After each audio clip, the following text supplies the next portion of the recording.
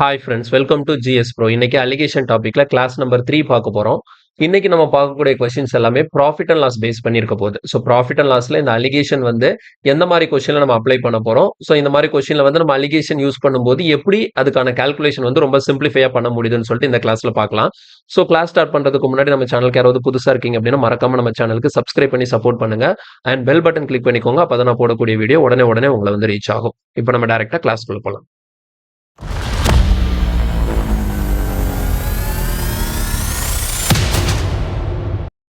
Okay, இன்னைக்கான first question பாருங்க. In what ratio should coffee powder costing rupees 2500 per kg be mixed with coffee powder costing rupees 1500 per kg so that the cost of the mixture is 2250 per kg.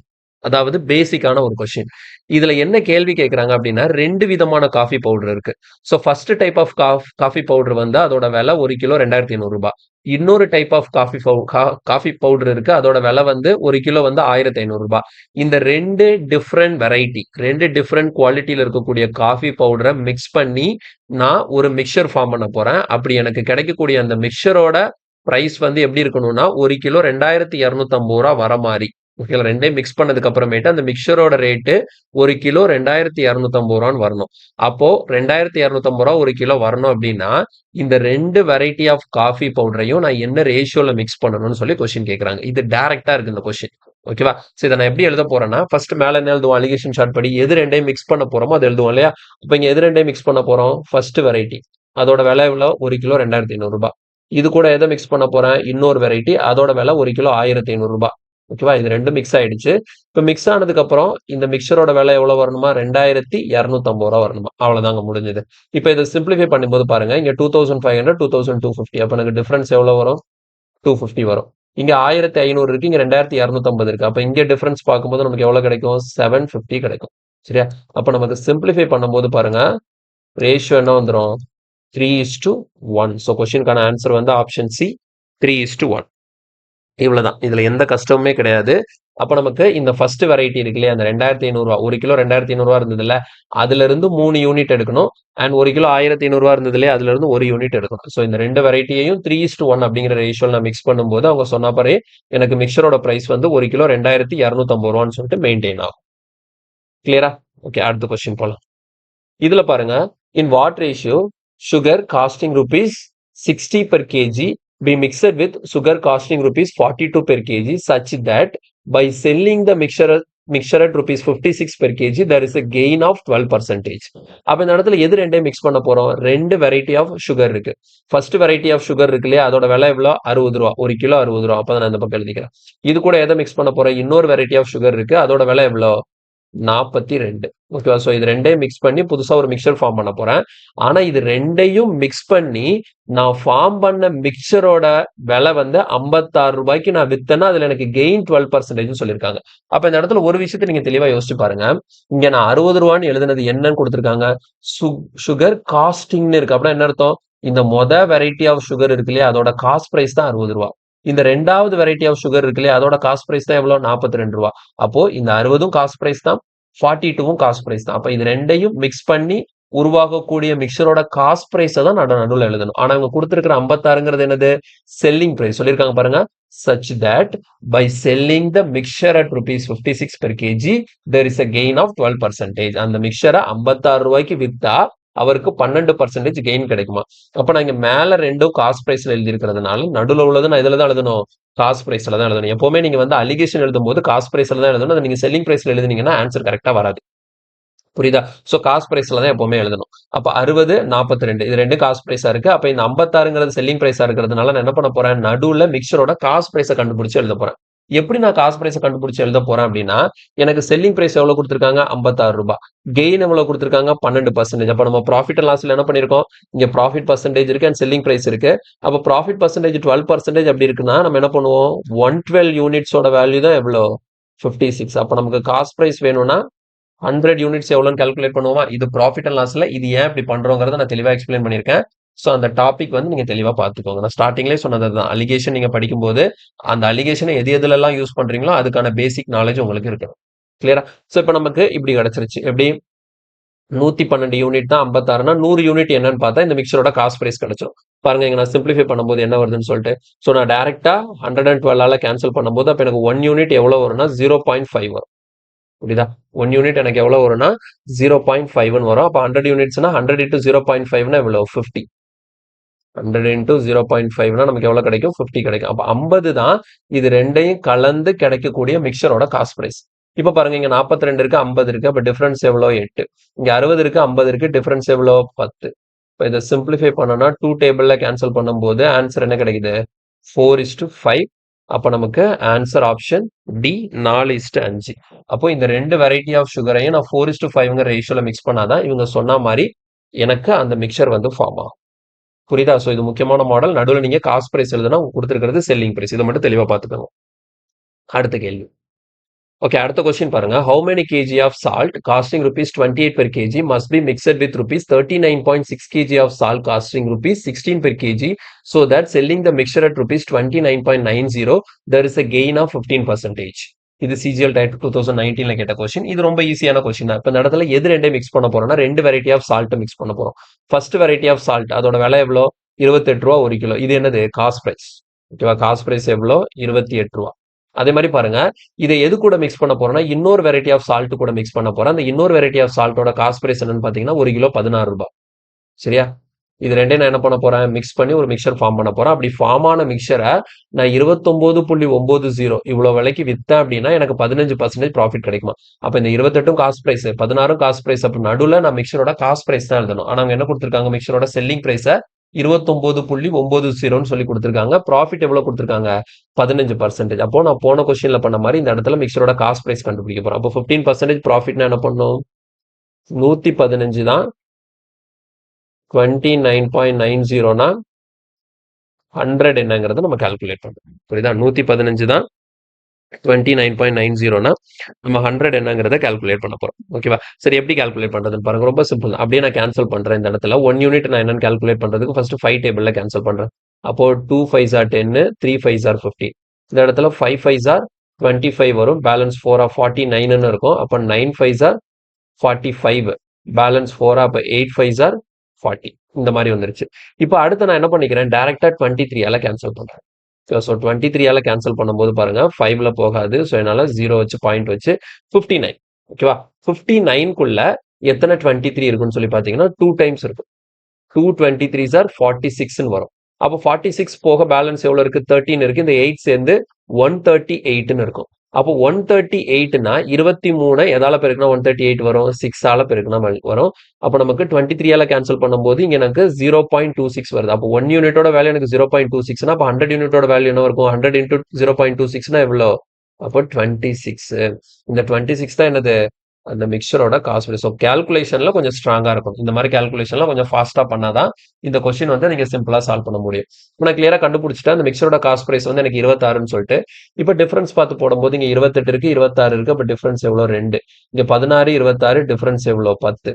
அப்போ இது ரெண்டும் என்ன ரேஷியோல mix பண்ணோம் 5:1ங்கிற ரேஷியோல mix பண்ணோம். ஆனா அவங்க கேட்டது ratio கேட்கல. என்ன சொல்லியிருக்காங்க பாருங்க how many kg of salt costing rupees 28 per kg. இந்த இருக்கு இல்லையா இந்த 1 கிலோ 28 ரூபாய் இருக்கக்கூடிய இந்த வெரைட்டில இருந்து எத்தனை கிலோ எடுக்கணும்னு சொல்லி கேட்கிறாங்க. அதே நேரத்துல இந்த 1 கிலோ 16 ரூபாய் இருக்கு இல்லையா இந்த ரெண்டாவது வெரைட்டி ஆஃப் சால்ட்ல இருந்து எத்தனை கிலோ எடுக்கிறாங்களா 39.6 kg எடுக்கிறாங்களா. அப்ப நமக்கு தெளிவா தெரியுது இந்த ஃபர்ஸ்ட் வெரைட்டியையும் செகண்ட் வெரைட்டியையும் 5:1ங்கிற ரேஷியோல தான் மிக்ஸ் பண்றாங்க. அந்த செகண்ட் வெரைட்டி எவ்வளவு எடுத்திருக்காங்கன்னு சொல்லி கொடுத்திருக்காங்க 39.6. அப்ப ரேஷியோ படி பாருங்க செகண்ட்ல என்ன இருக்கு 1 யூனிட் இருக்கா. அப்ப அந்த 1 யூனிட்டோட வேல்யூ தான் எவ்வளவு 39.6 kg. அப்ப எனக்கு இந்த ஃபர்ஸ்ட் வெரைட்டி எவ்வளவு எடுத்தாங்கன்னு சொல்லி கேட்கறாங்க. அப்ப நான் என்ன கால்குலேட் பண்ணணும் 5 யூனிட்ஸ் எவ்வளோன்னு சொல்லி பார்க்கணும். அப்போ 1 யூனிட் 39.6னா 5 யூனிட்னு கால்குலேட் பண்ணும்போது 5 into 39.6. அப்போ 5ஐயும் 39.6ஐயும் நம்ம மல்டிப்ளை பண்ணும்போது நமக்கு எவ்வளவு கிடைக்கும்னா 198 கிடைக்கும். சரியா 198 கிடைக்கும். So answer is 198 kg. கொஸ்டினுக்கான ஆன்சர் வந்து 198 கிலோ. Option A. கிளியரா புரிஞ்சுதா 39.6ஐயும் 5ஐயும் மல்டிப்ளை பண்ணும்போது நமக்கு 198 கிலோ கிடைக்கும். அப்போ ஃபர்ஸ்ட் வெரைட்டில இருந்து நீங்க மொத்தம் 198 கிலோ எடுத்து 2வது வெரைட்டில இருந்து 39.6 கிலோ எடுத்து நீங்க மிக்ஸ் பண்ணும்போது தான் உங்களுக்கு அந்த மிக்சரோட காஸ்ட் பிரைஸ் 26 வரும். அந்த காஸ்ட் பிரைஸ் 26 வந்தா தான் நீங்க 29.90க்கு விக்கும்போது உங்களுக்கு 15% ப்ராஃபிட் கிடைக்கும். தெளிவா புரிஞ்சுதா? ஸோ முக்கியமான கொஸ்டின். அடுத்தது இதுல பாருங்க, a student bought 10 pencil and 8 pens at rupees 150. He sells pencil at 4% profit and pen at 7% profit. Overall, he gains 9%. Find the cost price of each pencil and pen. இதுவும் CGL tight 2019. இப்போ இந்த கொஸ்டினை வந்து நம்ம என்ன பண்ண போறோம்னா அதே அலிகேஷன்ல ஒர்க் அவுட் பண்ண போறோம். எப்படி அலிகேஷன்ல ஒர்க் அவுட் பண்ண போறோம்னா என்ன கொடுத்துட்டாங்க அவங்க பாருங்க, 10 பென்சில் 8 பென் வாங்கியிருக்காங்க. இது எல்லாத்துக்கும் சேர்த்து மொத்தம் 150 ரூபா செலவு பண்ணிருக்காங்க. அப்ப 150 ரூபாங்கிறது காஸ்ட் பிரைஸ். எதோட காஸ்ட் பிரைஸ்னா 10 பென்சில் 8 பென், இது எல்லாத்துக்கும் சேர்த்து மொத்த காஸ்ட் பிரைஸ் தான் எவ்வளவு? 150 ரூபாய். ஓகே, வாங்கியாச்சா? வாங்கினதுக்கு அப்புறம் என்ன பண்றாங்க, பென்சில 4% ப்ராஃபிட்ல விற்கிறாங்க. அதே நேரத்துல பெண்ணை வந்து என்ன பண்றாங்க, 7% ப்ராஃபிட்ல விற்கிறாங்க. புரியுதா? அப்ப நான் இந்த இடத்துல என்ன பண்ணிக்கிறேன், இங்க வந்து பென்சில்னு வச்சுப்போம். ஓகேவா? இங்க பென்சில், இங்க பென்னு. இப்போ ஃபர்ஸ்ட் பென்சில் மட்டும் பாருங்க. பென்சிலுக்கு மட்டும் எவ்வளவு பர்சன்டேஜ் ப்ராஃபிட்? 4% ப்ராஃபிட் இங்க எழுதிக்கிறேன். அதே மாதிரி பெண்ணுக்கு மட்டும்னா எவ்வளவு பர்சன்டேஜ் ப்ராஃபிட்? 7% ப்ராஃபிட். இது தனித்தனியா பார்த்தா ஸோ எப்படி ஒர்க் ஆகுதுன்னு பாருங்க. இந்த மாதிரி 2 விதமான பொருட்களை மிக்ஸ் பண்ணி கொடுக்கக்கூடிய கொஸ்டின்ல வந்து நம்ம இந்த மாதிரி அலிகேஷனை ஒர்க் அவுட் பண்ணலாம். அப்ப பென்சிலுக்கு மட்டும் பார்த்தா 4%, பெண்ணுக்கு மட்டும் பார்த்தா 7%. ஆனா இது ரெண்டையும் கம்பைன் பண்ணி பார்த்தா எவ்வளவு ப்ராஃபிட் கிடைக்குதா? 9 rupees ப்ராஃபிட் கிடைக்குது. அப்ப இந்த 9 rupees ப்ராஃபிட் அப்படிங்கிறது ஓவராலா இந்த பென்சில் பென் எல்லாம் கலந்து மொத்தமா அவருக்கு 9 ரூபாய் ப்ராஃபிட் கிடைச்சிருக்கு. ஆனா இந்த 4%ல இருக்கு, 7%ல இருக்கு. அப்ப நடுவுல இது ரெண்டையும் கலந்து அவங்க சேல் பண்ணும்போது கிடைச்சக்கூடிய அந்த ப்ராஃபிட்டே நான் இதுல தான் எழுதணும், பர்சன்டேஜ்ல தான் எழுதணும்.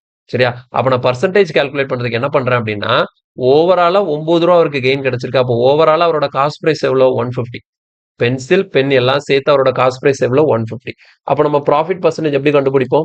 ஓவரால் ப்ராஃபிட் பர்சன்டேஜ் எப்படி கண்டுபிடிப்போம்? மொத்தமா அவர் செலவு பண்ணது 150 ரூபாய். அதுல அவரோட ப்ராஃபிட் எவ்வளோ? 9 rupees இன்டூ 100. அவ்வளவு. புரியுதா? கீழே காஸ்ட் பிரைஸ், மேல ப்ராஃபிட் இன்டூ 100. இப்போ இதை சிம்பிளிஃபை பண்ணும்போது பாருங்க, 50 டேபிள்ல கேன்சல் பண்ணா இது 3 டைம்ஸ், இது 2 டைம்ஸ். அகைன் 3 டேபிள்ல கேன்சல் பண்ணா இங்க 3 டைம்ஸ். அப்ப எனக்கு என்ன கிடைக்குது? 6% ப்ராஃபிட் வரும் ஓவராலா. அதாவது பென்சில் பென் இது ரெண்டையும் கலந்து மொத்தமா பார்க்கும்போது எனக்கு 6% ப்ராஃபிட்.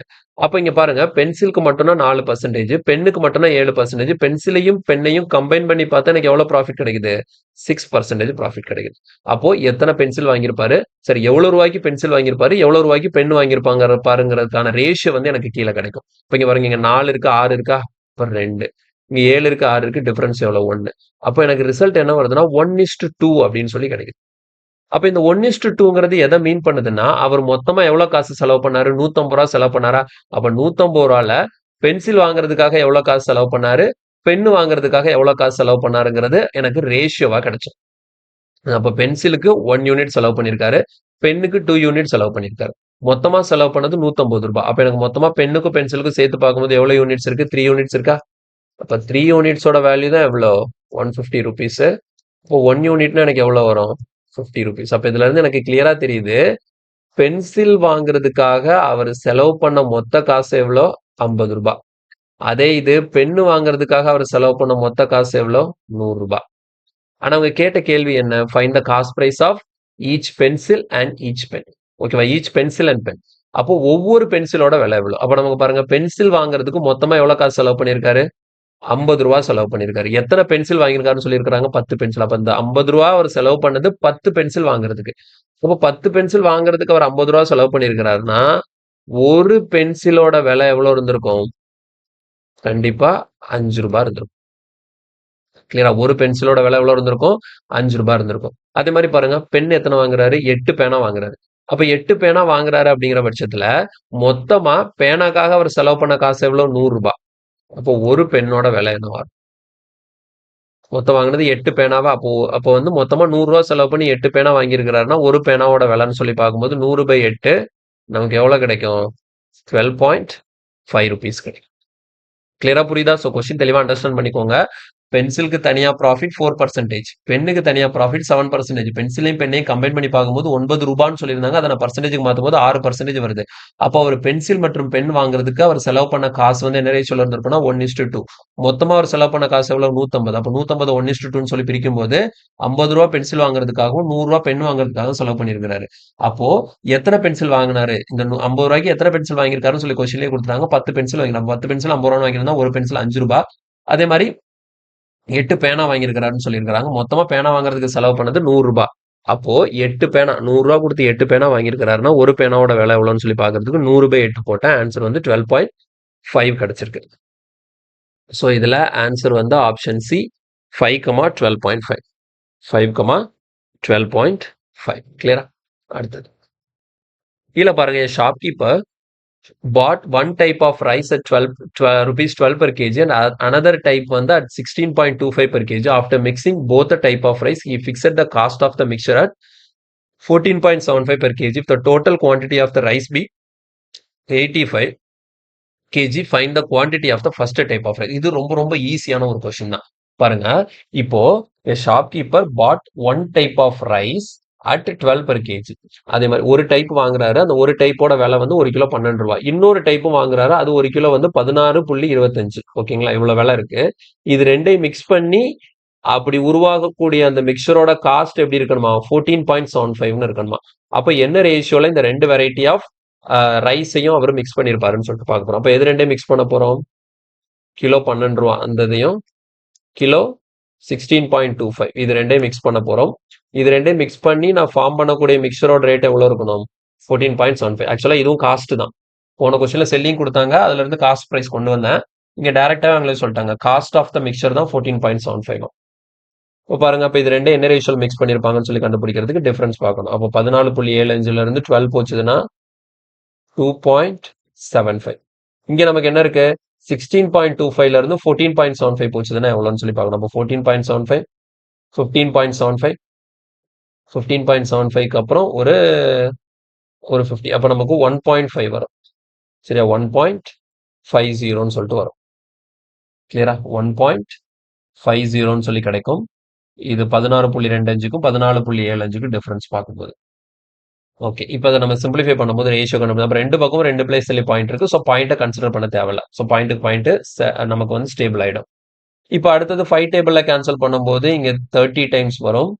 இங்க வந்து 5 5s are 25, 5 5s are 25. Again நம்ம 5 டேபிள்ல கேன்சல் பண்ணும்போது 6 5s are 30, 11 5s are 55. அப்ப என்ன தெரிஞ்சு போச்சு? இந்த ரெண்டு வெரைட்டி ஆஃப் ரைஸையும் அவர் என்ன ரேஷியோல மிக்ஸ் பண்றாரு?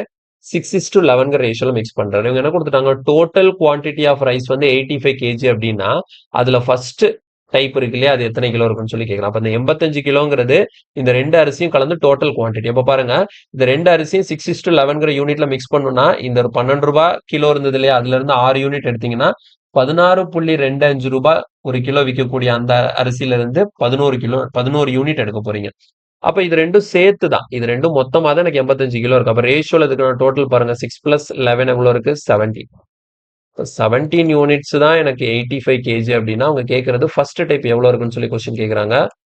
அப்ப 6 யூனிட்ஸ் எவ்வளோன்னு சொல்லி பார்த்தா போதும். எனக்கு கிடைச்ச அந்த மிக்சர் இருக்கு இல்லையா, அது மொத்தம் 85 கிலோ. அதுல வெரைட்டி எவ்வளவு இருக்கு, ரெண்டாவது வெரைட்டி எவ்வளவு இருக்குன்னு சொல்லிட்டு பாக்குறதுக்கு தான் இந்த ரேஷியோ 6:11. கிளியரா? அவங்க கேட்டது ஃபர்ஸ்ட் டைப் எவ்வளோன்னு சொல்லி கேட்டதுனால மொத்தமா 17, அந்த 17 யூனிட்ஸ் தான் 85னா 6 யூனிட்ஸ் எவ்வளோங்கிறத கால்குலேட் பண்ணணும். அப்போ 1 யூனிட் நமக்கு என்ன கிடைக்கும்? 5 kg. அப்போ 1 யூனிட் 5 kgனா 6 யூனிட்ஸ்னா 6 × 5 ஆன்சர் என்ன? 30 kg கிடைக்கும். So answer option B. கொஸ்டினுக்கான ஆன்சர் வந்து ஆப்ஷன் பி கிடைக்குது. கிளியரா? அடுத்தது இல்ல பாருங்க, ஷாப்கீப்பர் ஹேவ் 65 kg தால் வந்து ஒரு 65 கிலோ வச்சிருக்காரு. he sell one part at 8% profit and sell another part at 18% profit. In overall business he gain 14% profit. Then find the quantity of rice that is sell on 8% profit. அப்ப மொத்தம் 65 kilo தால் வச்சிருக்காரு. அந்த 65 kilo தாலை வந்து என்ன பண்றாருன்னா ரெண்டா பிரிக்கிறாரு. ஈக்குவலா பிரிக்கல, எப்படினாலும் அவர் பிரிச்சிருந்திருக்கலாம். ஓகேங்களா? ஆனா ரெண்டு பாகமா பிரிச்சு அதுல ஃபர்ஸ்ட் பார்ட்டை வந்து 8% ப்ராஃபிட்டுக்கும் ரெண்டாவது பார்ட்டை வந்து 18% ப்ராஃபிட்க்கும்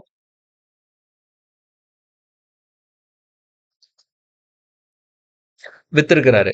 ஓகேங்களா? ஆனா ஓவராலா இது 2யும் சேர்த்து பார்க்கும்போது, மொத்தமா பார்க்கும்போது அவருக்கு 14% கெயின் கிடைச்சிருக்கு. அப்போ அந்த 8% ப்ராஃபிட்ல எத்தனை கிலோ வித்தாரு? இந்த 65 கிலோல இருந்து 8% ப்ராஃபிட்ல மட்டும் எத்தனை கிலோ வித்தாரு? இல்லன்னா 18% ப்ராஃபிட்ல எத்தனை கிலோ வித்தாரு? அப்படிங்கிறத நம்ம கால்குலேட் பண்ண போறோம். சரியா? அப்ப பாருங்க, நமக்கு இந்த இடத்துல ஃபர்ஸ்ட் பார்ட்ல 8% ப்ராஃபிட்டா? அப்ப 8ன்னு எழுதிக்கலாம். 2வது பார்ட்ல 18% ப்ராஃபிட்டா?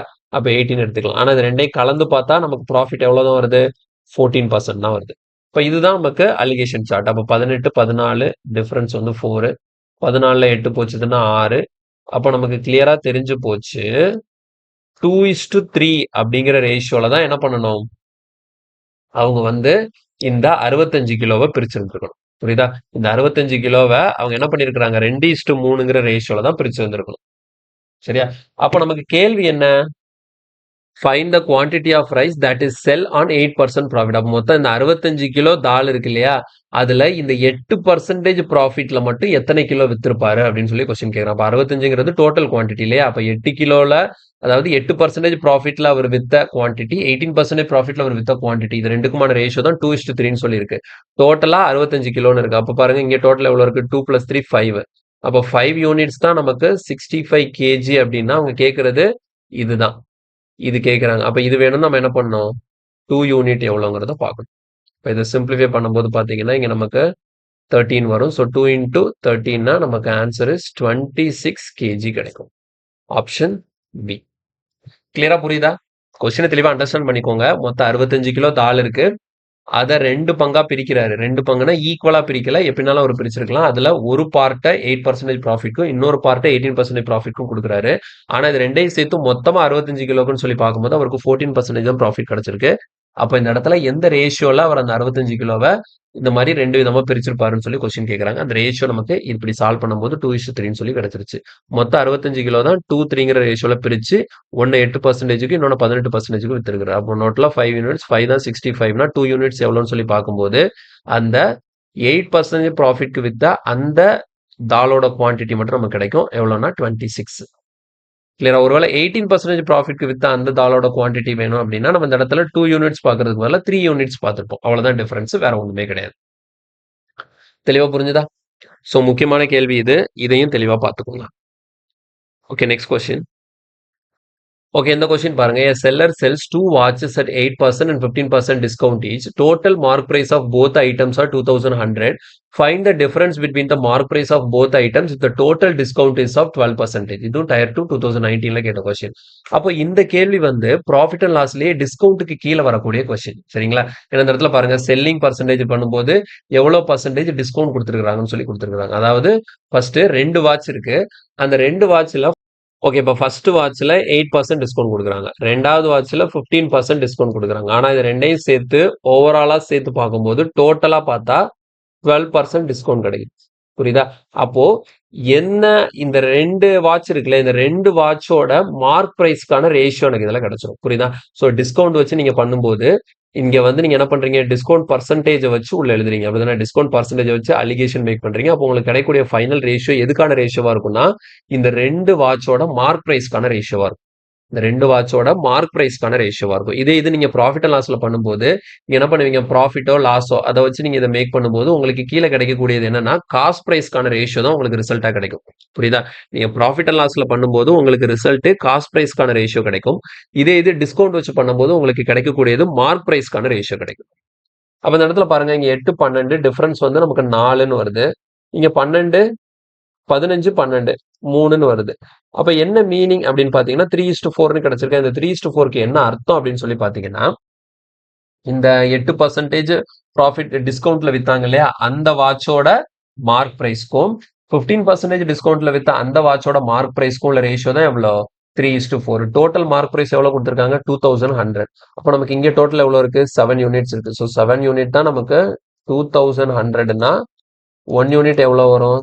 300ன்னு வரும். நமக்கு கேட்ட கேள்வி என்ன? Find the difference between the mark price of both item. அப்போ பாருங்க, இங்க நமக்கு 3 யூனிட்ஸ் இருக்கு. ஃபர்ஸ்ட் ஒன்னோட மார்க் பிரைஸ் 3 யூனிட் இருக்கு. செகண்ட் ஒன்னோட மார்க் பிரைஸ் வந்து 4 யூனிட் இருக்கு. அப்ப ரெண்டுக்கும் டிஃபரன்ஸ்னா எவ்வளவு யூனிட்? 1 யூனிட் எவ்வளவுன்னா அவங்க கொஸ்டின் கேட்டிருக்காங்க. அப்போ 1 யூனிட்டோட வேல்யூ நமக்கு எவ்வளவு வருது? 300. ஸோ கொஸ்டினுக்கான ஆன்சர் ஆப்ஷன் பி 300. கொஸ்டினுக்கான ஆன்சர் வந்து ஆப்ஷன் பி 300 கிடைக்கும். கிளியரா புரியுதா? சோ இது வந்து டிஸ்கவுண்ட் பேஸ் இது லாஸ்ட்டா நம்ம பார்த்தது டிஸ்கவுண்ட் பேஸ் பண்ணி இருக்கக்கூடிய கொஸ்டின். புரியுதா? மறந்துடக்கூடாது. எப்படி சால்வ் பண்ணியிருக்கிறேன், எந்த மாரி அதுக்குள்ள அலிகேஷன் வருது அப்படிங்கிறத புரிஞ்சுக்கோங்க. சரியா? அப்ப இந்த மாரி 2 பொருள வேற வேற ப்ராஃபிட்லயோ, லாஸ்லயோ விக்கிறது. இல்ல 2 பொருள வேற வேற டிஸ்கவுண்ட்ல குடுக்குறது. இந்த மாரிப்பட்ட கேள்விகள்ல வந்து நமக்கு இந்த மாரி அலிகேஷன் வொர்க் ஆகுது. சோ நீங்க வந்து புராஃபிட் அண்ட் லாஸ பொறுத்தவரைக்கும் இவ்வளோ கொஸ்டின் தான் இருக்க முடியும். ஓகேங்களா? அலிகேஷன் யூஸ் பண்ற மாரி இவ்வளோ கொஸ்டின் தான் இருக்க முடியும். இது போக ஏதாவது வித்தியாசமான கொஸ்டின் பார்த்தா கூட, நீங்க வந்து நம்மளோட ஆப் மூலமா எனக்கு கான்டாக்ட் பண்ணுங்க. ஓகேங்களா? ஸோ நம்மளோட ஆப்ல எனக்கு வந்து நீங்க ஏதாவது ஒரு இதே ப்ராஃபிட் அண்ட் லாஸ்ல அலிகேஷன் யூஸ் பண்ணக்கூடியதுல டவுட் ஏதாவது இருந்தது அப்படின்னா, நீங்க கண்டிப்பா ஆப் மூலமா வந்து அதுல எனக்கு அத ஷேர் பண்ணீங்கன்னா, நான் உங்களுக்கு அத சால்வ் பண்ணி வைக்கிறேன். ஓகேங்களா? ஸோ நீங்க வந்து இதுல கமெண்ட் பண்ண வேண்டாம். உங்களுக்கு இருக்கக்கூடிய டவுட்ட வந்து நம்மளோட ஆப் மூலமா என்ன கான்டாக்ட் பண்ணுங்க. அதுல நீங்க ஸ்கிரீன்ஷாட் ஷேர் பண்ணுங்க. நான் அந்த கொஸ்டின வந்து எப்படி சால்வ் பண்றதுன்னு நான் சொல்லி தரேன். தெளிவா புரிஞ்சுதா? ஸோ அலிகேஷன பொறுத்தவரைக்கும் புராஃபிட் அண்ட் லாஸ்ல இப்படித்தான் நம்ம வொர்க் அவுட் பண்ணி ஆகணும். ஸோ இந்த பேட்டர்ன்ல கொஸ்டின்ஸ் கேட்கும்போது, நீங்க அந்த இடத்துல அலிகேஷன் யூஸ் பண்ணீங்கன்னா, ரொம்ப சிம்பிளா உங்களால அதுல ஆன்ஸர கால்குலேட் பண்ண முடியும். கிளியரா? சரி ஓகே. இதோட இந்த செஷன் கம்ப்ளீட் பண்ணிக்கலாம். இதுல ஏதாவது டவுட் இருந்ததுன்னா, கண்டிப்பா நீங்க வந்து ஆப்ல நான் சொன்ன மாரி கேட்கலாம். வேற ஏதாவது சஜஷன் இருந்தாலும் கமெண்ட்ல சொல்லுங்க. வீடியோ புடிச்சிருந்தா லைக் பண்ணுங்க. ஃபிரெண்ட்ஸ் எல்லாருக்கும் ஷேர் பண்ணுங்க. மறக்காம சேனலுக்கு சப்ஸ்கிரைப் பண்ணி சப்போர்ட் பண்ணுங்க. நம்மளோட GS Pro ஆண்ட்ராய்டு அப்ளிகேஷன டவுன்லோட் பண்ணிக்கோங்க. அடுத்த கிளாஸ்ல இன்னொரு கான்செப்ட்டோட மீட் பண்றேன். Thank you.